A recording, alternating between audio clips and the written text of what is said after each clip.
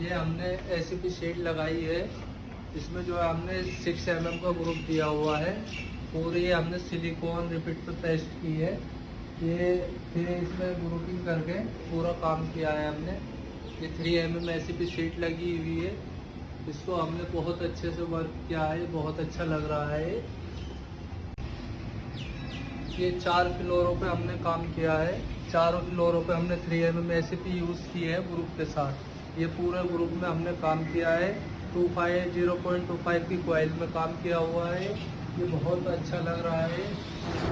ये हमने aluminium Louvre लगाए हुए हैं। ये गेट है, गेट में पूरा में एल्युमिनियम लूवर है। इसमें लगने के बाद बहुत अच्छा लगता है, बहुत अच्छी लुक आती है।